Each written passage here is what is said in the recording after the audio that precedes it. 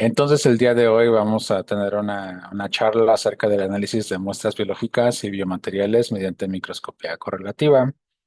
Realmente, ¿qué es CEPROBI?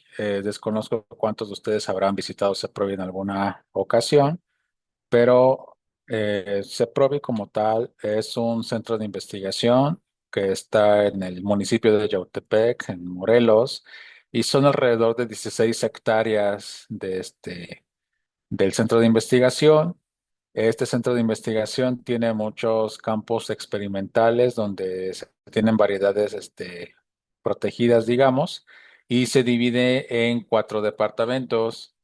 El departamento de desarrollo tecnológico, el de interacciones planta-insecto, que es donde trabajan sobre todo los entomólogos, el de nutrición y alimentos funcionales y el de biotecnología. Yo colaboro con los cuatro departamentos realmente y pertenezco al departamento de biotecnología. Ese departamento de biotecnología tiene los siguientes laboratorios de investigación y entre estos laboratorios pues ya habrán notado que se encuentra el laboratorio de microscopía óptica e imagenología y aparte se encuentra el laboratorio de microscopía avanzada. Aquí la diferencia es de que este laboratorio de microscopía óptica tiene, digamos, las microscopías básicas como la óptica estereoscópica, preparación de muestras, tiene microtomos, ultramicrotomos y demás. Y el laboratorio de microscopía avanzada, donde estoy yo, pues ya tiene otro tipo de equipos, que es de los que les vengo a hablar el día de hoy. Se habrán dado cuenta que el común denominador de todo CEPROBI es que todo es como enfocado al área, digamos, biológica. Entonces, si alguno de ustedes ha trabajado con microscopía electrónica, pues igual nos entró a nosotros la cosquilla de tener un microscopio electrónico, pero pues te sacan una galería infinita de equipos y fue cuando llegó este proveedor, que es Carl Zeiss, que pues bueno, Zeiss desconozco si es el mejor, pero sí tiene una gama interesante de equipamiento y entre esa gama nos propuso un llamado microscopio electrónico de variedad ambiental. Entonces, su compañera mencionó que yo trabajé en el sector privado. Sí, estuve en la Ciudad de México varios años y ahí teníamos un microscopio electrónico, pero era más enfocado a materiales. Entonces, cuando me dijeron, pues es un microscopio electrónico, pero es ambiental, no sé, no comprendía en su momento a qué se refiere con ambiental. Yo creí que solo iba a ser el mismo equipo, pero en color verde o algo así, ¿no? Como por marketing. Y no, no fue así. Ahí nos explicaron que cuando una muestra se observa así con estas manchas blancas, realmente estas manchas no son bien vistas en ningún paper, en ninguna tesis ni nada, ¿no? Si ustedes la tienen en alguna tesis, mejor quítenla.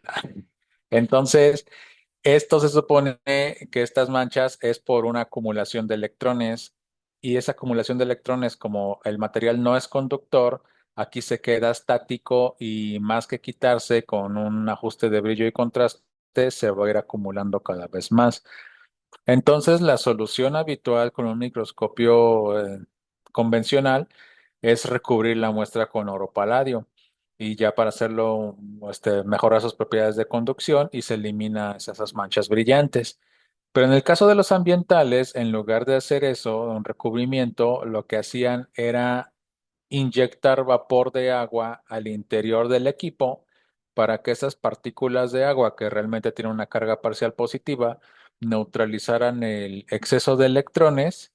Aquí pusieron las partículas de agua en color rojo y los electrones en color azul para que neutralizara el exceso de electrones y pasara de una imagen así a otra imagen así, solamente modificando la presión manométrica del sistema.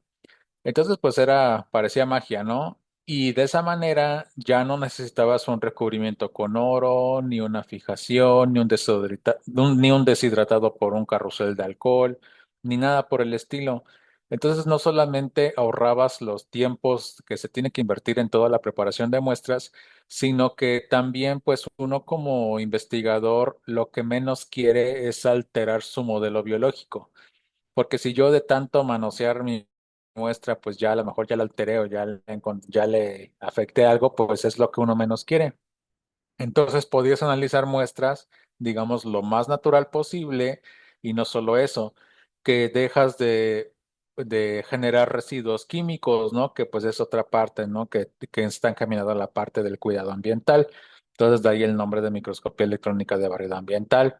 Entonces, todo esto sonaba como una maravilla, ¿no? Este es el equipo.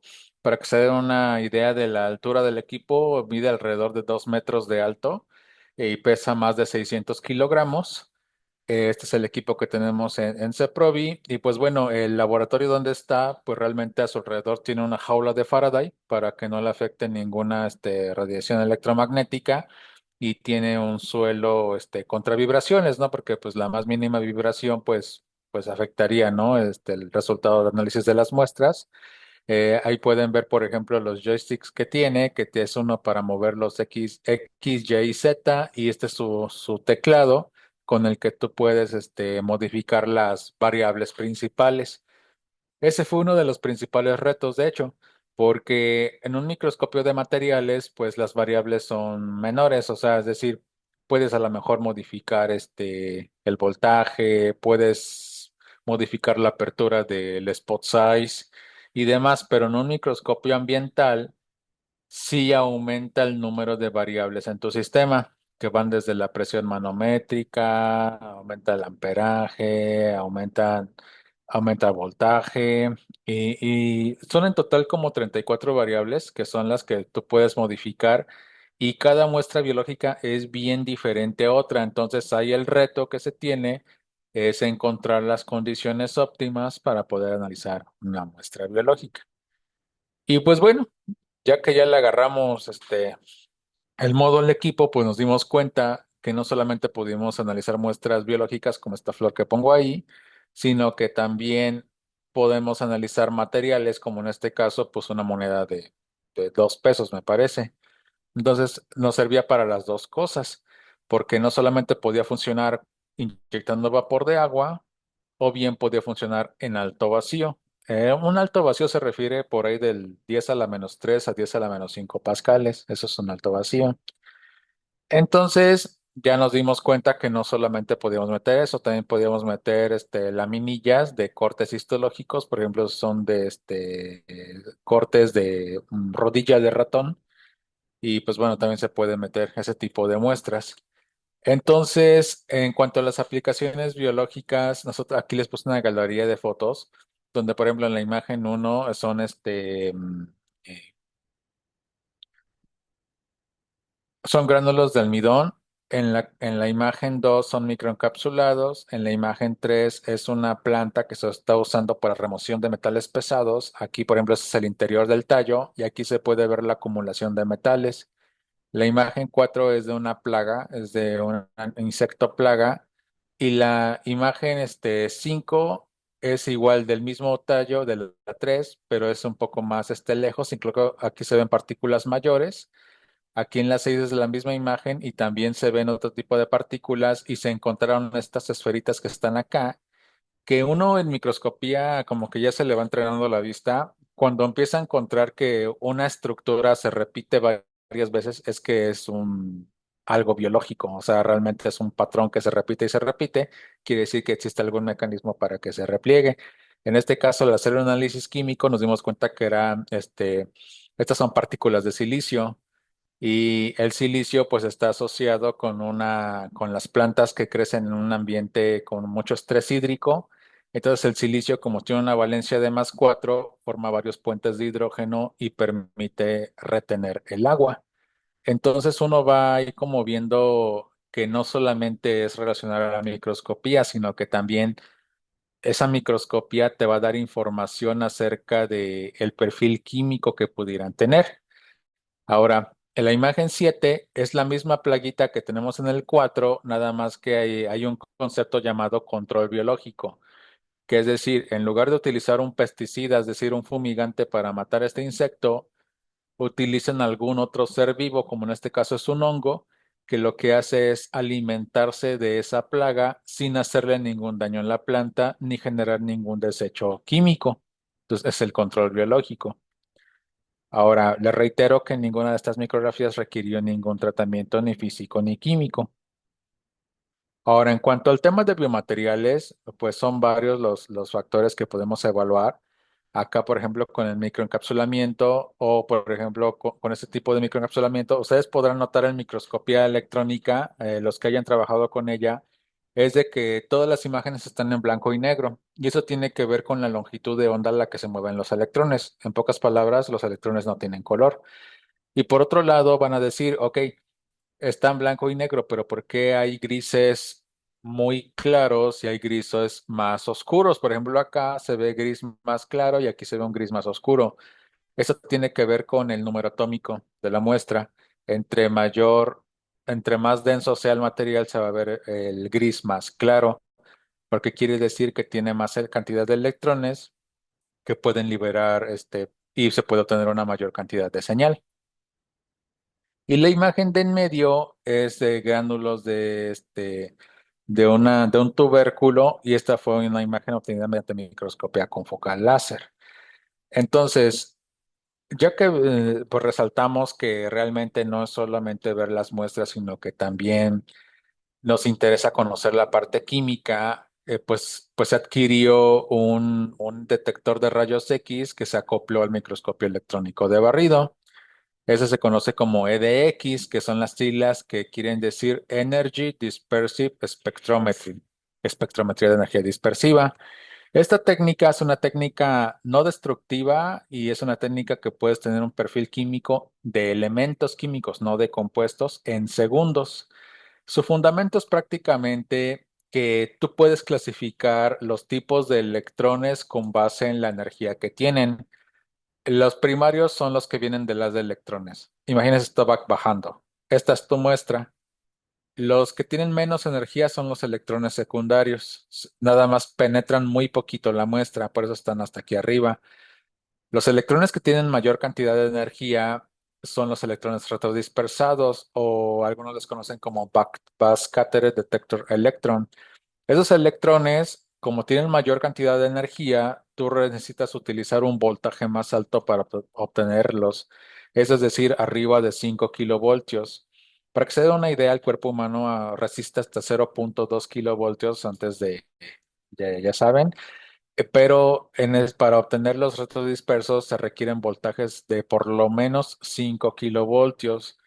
Y el máximo de voltaje de un microscopio electrónico de barrido ambiental son 30 kilovoltios, es el tope.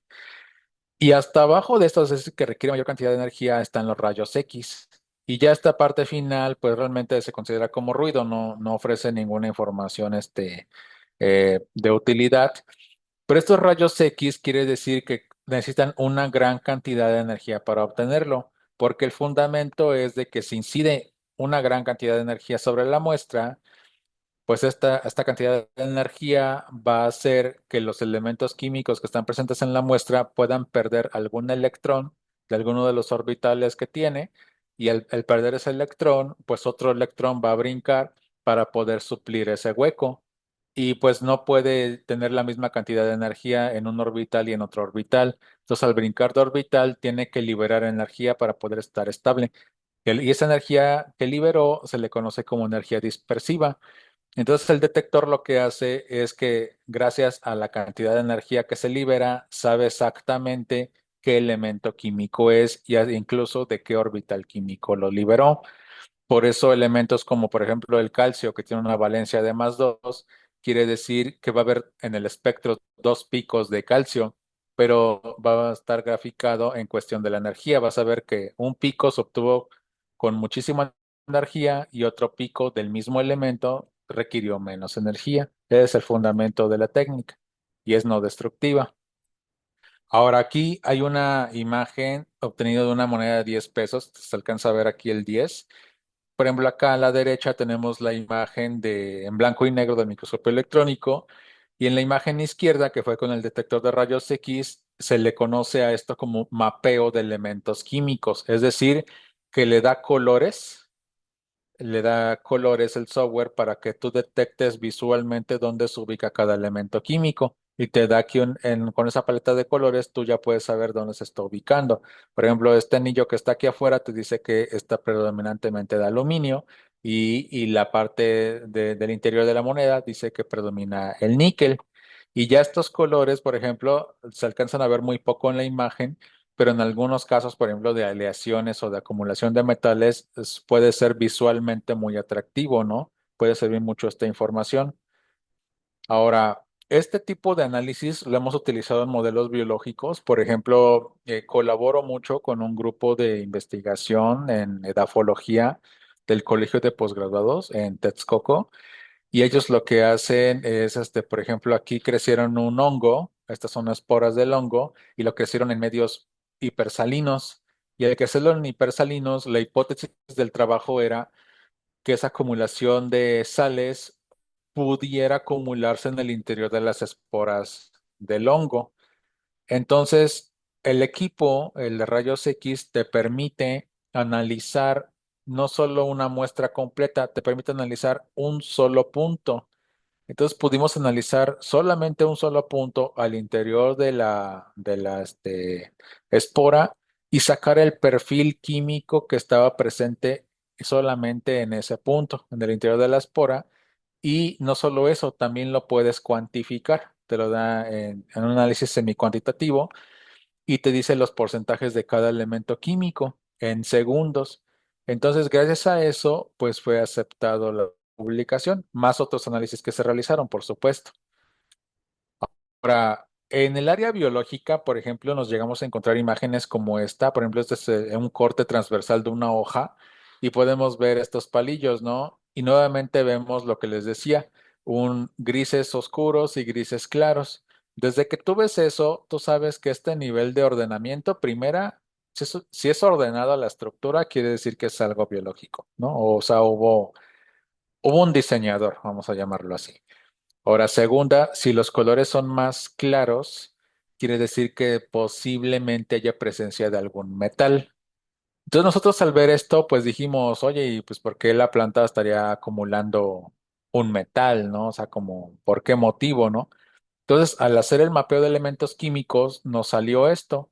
Nos salió que el metal misterioso que estaba apareciendo era realmente calcio. Nos apareció el perfil químico de todos los elementos que estaban presentes porque nos dimos cuenta que no era calcio puro y nos salió la cuantificación y nos salió que calcio era un 81,97%, o sea que era el elemento mayoritario. Y después seguía el potasio, luego el azufre, el magnesio y el silicio.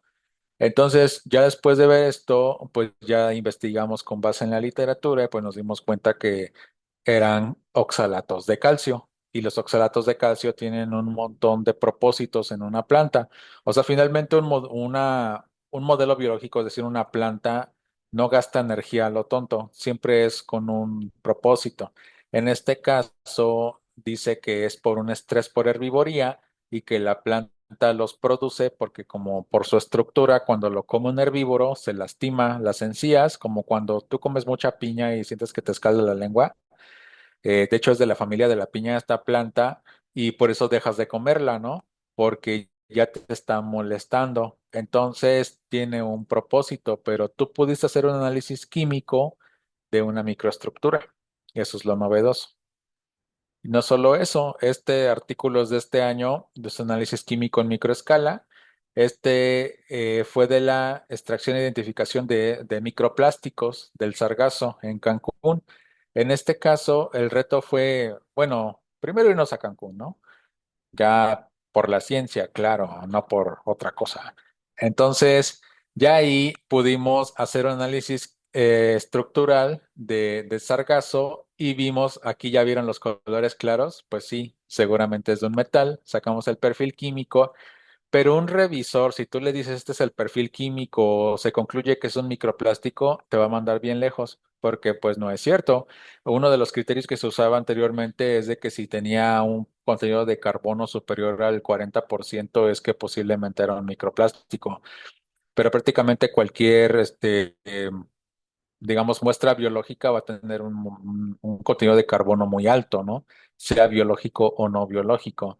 Entonces, ya nos quedábamos cortos con la correlación entre la parte de química en el mental con la parte de microscopía y nos empezamos a introducir en un análisis químico más robusto como lo es el análisis infrarrojo. Entonces teníamos las imágenes de microscopía con el perfil químico y aparte, mediante la biblioteca del análisis infrarrojo, podíamos compararlo con estándares puros de microplásticos con distintos pesos moleculares, de PET, PVC, PVC de baja densidad, de alta densidad y demás. Entonces, ya al comparar cada uno y mediante la técnica de Purity Similarity, ya podíamos saber qué porcentaje de plástico de cada tipo había. Y ya podíamos responder así concretamente si había un microplástico o no de esa manera mediante infrarrojo. Y es hasta actualmente el método que utilizamos, esa correlación. Y pues bueno, ya después de eso dijimos, ok, nos dimos cuenta que aunado a la acumulación de plásticos, había un incremento en la contenido de metales pesados. Y un reto, digamos, fue saber cómo pues, se puede remover esos metales pesados. Entonces se empezó a crear microencapsulados mediante gelación iónica y pues esta imagen me van a decir, pues no tiene de microencapsulado lo que yo tengo de no sé qué. En este caso solo es un corte transversal, ya es un acercamiento ya muy amplio, por eso se ve así la estructura y se reforzó con el sargazo, porque se vio que el sargazo, dependiendo de la playa, tenía que ver mucho el tipo de azúcares que tenía y el tipo de azúcares tenía que ver con su capacidad para atrapar otro tipo de partículas. Entonces sí, sí hay mucha correlación, no todos los sargazos son iguales. Entonces, ya viendo todo esto, se metió un modelo in vitro donde se agregó algún metal pesado, que eran los controles, y se pudo evidenciar mediante mapeo de elementos químicos si había una remoción del metal o no. Entonces, cabe señalar que en el rayos X se pueden meter muestras sólidas o líquidas. Entonces, de esa manera lo utilizamos. Y pues bueno, después lo correlacionamos con otro equipo que tenemos, que es el microscopio confocal de barrido láser. Este microscopio realmente no solo es este, es todo el rack de aquí, de estas cajitas que tienen acá, hasta tiene aquí su llavecita para un apagado de emergencia y todo, porque tiene varios láseres. Entonces, este microscopio tiene la capacidad de generar imágenes tridimensionales y utiliza rayos láser. Acá como tal el confocal láser lo utilizamos mucho igual con modelos biológicos y tiene varios portamuestras dependiendo de la naturaleza de las muestras. Por ejemplo, acá tenemos una charola multipozos donde utilizamos distintos tipos de células. Tenemos cajas Petri también para, por ejemplo, esos son biopolímeros. Tenemos el portaobjetos convencional y tenemos este portaobjetos metálico que es para otras pruebas de correlativa. Entonces depende de la naturaleza de las muestras. E incluso en estas cajas Petri se pueden también meter muestras líquidas. Por ejemplo, esta de acá, que fue la evaluación de una emulsión de un producto comercial. Se supone que en una emulsión se supone que tienen dos tipos de compuestos que están correlacionados. Y, por ejemplo, este era un compuesto oleoso, es decir, aceitoso, y no se podía, digamos, distribuir de manera homogénea. Pero aquí lo que es interesante es ver el diámetro de las micelas. Entonces, por eso se evaluó. Entonces se puede evaluar una muestra líquida como tal.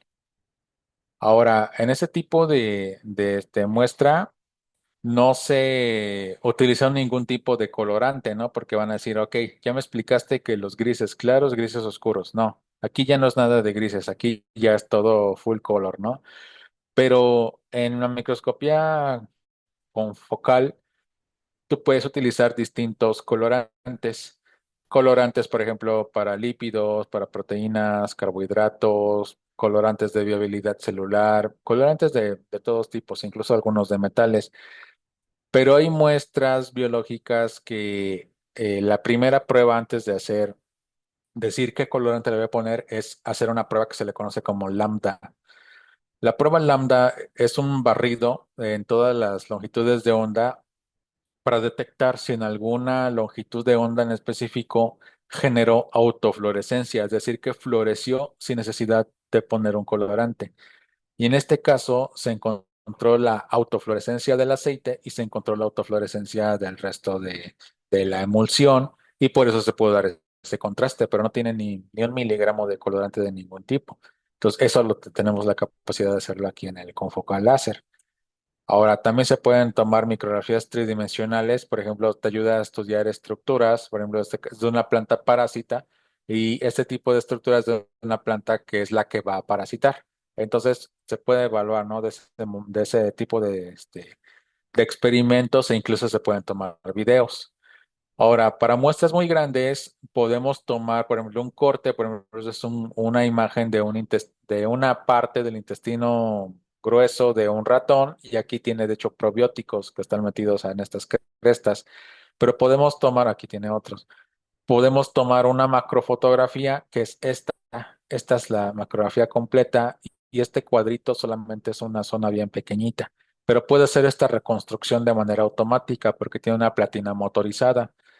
Ahora, esta, ven que les había mostrado la articulación del ratón, es esta.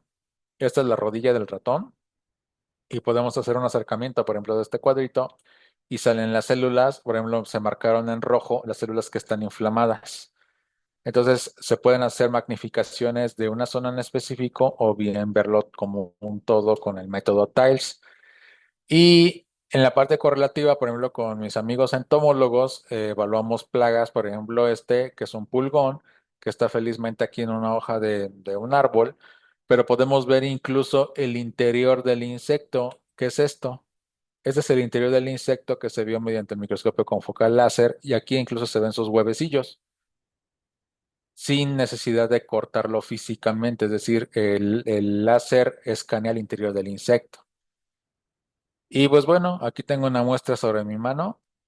Y esta muestra sobre mi mano, que es este puntito, se ve así en el electrónico, que es una plaga del amaranto. Y esta es la misma muestra, pero vista en el confocal. Entonces, cada uno de ellos te da información muy diferente del modelo de estudio. Y estos son los mismos. Y acá, por ejemplo, otro tipo de correlación es que, por ejemplo, este es un ovario de un insecto y esto también analizado mediante el microscopio electrónico se ve esto, pero integrando las dos imágenes te puede resaltar algunas estructuras que no se habían apreciado inicialmente. Entonces, eso también se puede correlacionar ya con los equipos. Una parte necesaria para hacerlo es que los dos equipos son de la misma marca, son Zeiss, por eso tienen esa comunicación o compatibilidad para poder integrar imágenes, ¿no? Que le llaman ellos canales espectrales. Y esta es otra, que de hecho esta es una estructura que en el electrónico se vería como plana, pero en el confocal vimos que cuando tú enfocas, se enfoca por partes. Esta es en la imagen uno, esta es la imagen 2, esta es la imagen 3, lo que quiere decir que la imagen es curva. Hagan de cuenta con la estructura de un tazón, como un plato. Entonces, al integrar todo, nos dimos cuenta que realmente es una superficie que tiene una curvatura. Y esa curvatura, de hecho, lo utiliza el insecto para atrapar la mayor cantidad de aromas. Y estos orificios que ven acá son los cénsulos donde detectan esos aromas. Y eso se pudo, digamos, corroborar mediante cromatografía de gases.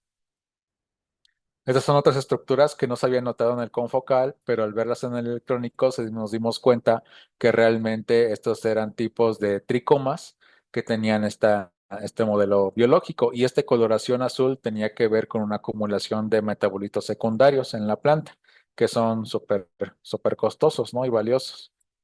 Y pues bueno, actualmente estábamos haciendo ya correlativa, incluyendo canales en el electrónico, en gris, canales en el confocal, como este de acá, y este canal que está acá, que es el de fuerza atómica. Estamos tratando de empatar todos.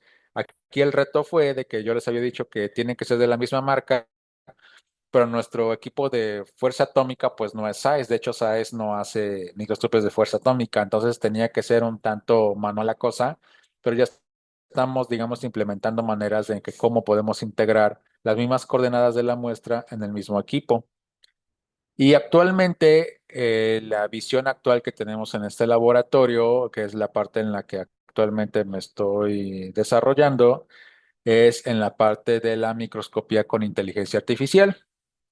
Justamente la semana pasada estuve en una reunión con la gente de SAES y me dijeron que ellos ya tienen al menos tres módulos nuevos de inteligencia artificial que se pueden acoplar a los equipos que les acabo de mostrar. El primero es para detección automática de muestras, es decir, que el equipo encuentra patrones así como automáticos y él puede saber qué zona es la parte donde tú pudieras encontrar la estructura que estás buscando. O bien, por ejemplo, cuando les puse la imagen de la articulación del ratón, te pudiera ayudar a enfocar zonas, por ejemplo, donde hay osteoblastos, ¿no? Inflamados, ese tipo de cosas, ¿no? Imagínense, ¿no? Por ejemplo, esta imagen que está aquí de fondo, me decían que es una imagen tomada en el electrónico donde pudiera ver, digamos, partículas de un gris más claro y pudiera resaltarlas para ver que era una matriz distinta. También tiene el módulo de adquisición guiada, el Sample Finder, que quiere decir que puede encontrar las coordenadas de lo que estabas buscando y no solo eso, que también puede, digamos, replicarlos o ver si digamos, correlacionarlo, digamos, tanto como la parte química, como decíamos, o bien lo relaciona con este otro módulo que es el Intelisys de Noisync, que lo que hace es reductor de ruido, perdón, y aparte del reductor de ruido, lo que hace es de que, ¿cómo me dijeron? El reductor de ruido, ya me acordé que hace pruebas de morfometría. No sé si alguno de ustedes ha hecho pruebas con, por ejemplo, con softwares gratuitos como ImageJ o, por ejemplo, el Gideon. Y este lo que hace es una morfometría un poco más avanzada, porque ya tiene que ver con la teoría de fractales. Entonces ya te encuentra patrones, digamos, un poco más complejos en las matrices que estás teniendo. Y finalmente, pues lo que hace es de que, pues a partir de una imagen, no solamente es comparar tu imagen problema con la imagen control, sino que ya puedes obtener números a partir de cada imagen y compararlos y hacer todo lo estadístico para ver si hay o no diferencias significativas y pues ya le da más robustez a tu trabajo, ¿no? De estudio. Y pues bueno, de mi parte sería todo. Quedo atento a cualquier pregunta al respecto. Muchas gracias.